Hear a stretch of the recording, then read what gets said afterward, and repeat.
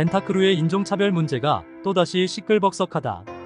벤탄쿠르는 현재 코파를 위해 우루과이에서 쉬는 와중 TV 프로그램 진행자가 손흥민의 사인 셔츠를 원한다고 하는 말에 손이 솔직히 손흥민의 사촌이나 손흥민이나 다 똑같게 생겼기에 상관없다며 웃었다.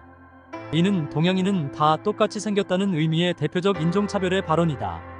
사실 우루과이는 레알 마드리드의 발베르드의 눈찢기와 거듭된 어이없는 변명 그리고 토트넘 내에서 형제라 부르며 가까운 것으로 알려진 벤탄쿠르까지 한국인 입장에서 보면 악명이 높은 나라가 돼버렸다. 도대체 이 새끼들은 왜 저지랄들인지 왜 인종차별을 하는지 우루과이가 어떤 족속들인지 한번 알아보자.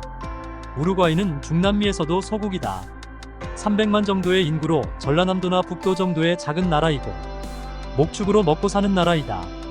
중남미에서는 가장 치안도 안정돼 있고 나름 북유럽식 사회주의가 잘 도입된 나라로 중남미에서는 드물게 살기 좋은 나라이다. 옆에 붙어있는 브라질과 달리 날씨도 아르헨티나와 비슷하게 상춘기온이라고 항상 봄, 가을 같은 정도로 쾌적하다. 한마디로 작은 나라고 절대적인 부가 큰 나라는 아니지만 나름 안정감 있는 중남미의 캐나다 같은 나라라고 보면 된다. 인종 구성은 대부분이 백인으로 이루어져 있으며 아르헨티나와 더불어 백인들의 비율이 95%에 이를 정도로 흔히 우리가 알고 있는 혼혈이 많은 중남미 국가가 아니다. 문제는 이 인종 구성이 문제인디. 흔히 우리가 알기로는 중남미는 스페인 식민지라 스페인인들이나 브라질은 포르투갈인들이 많이 사는 걸로 아는디. 아르헨티나와 우루과이는 이탈리아 이민자들이 압도적으로 많다.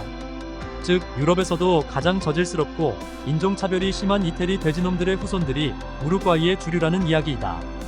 또 대체적으로 중남미 국가들은 유럽 국가들처럼 인종차별에 대한 교육 역시 제대로 되어 있지 않다. 동양인들 역시 많지 않기 때문에 어린아이들부터 동양인들을 따라다니며 눈짓는 제스처를 하며 치노치노하고 놀려대기 일수이다.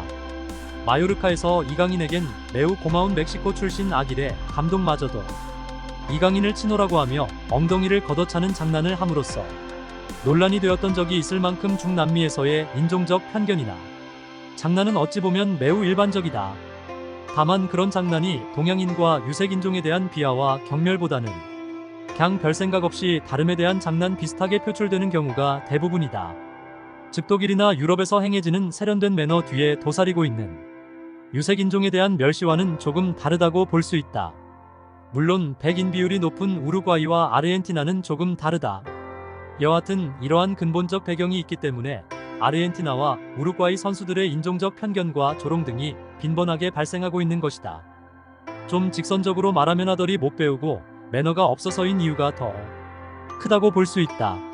사실 이러한 인종차별 문제가 나오면 가장 먼저 그 나라 GDP 찾아보고 우리보다 못 사네 거진에 떠드는 쪼다 새끼들이 많은디.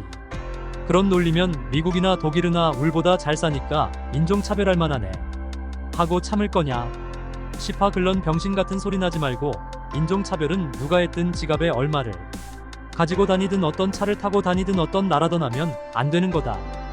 여하튼 이 문제는 좀 해법이 까다로워 보인다.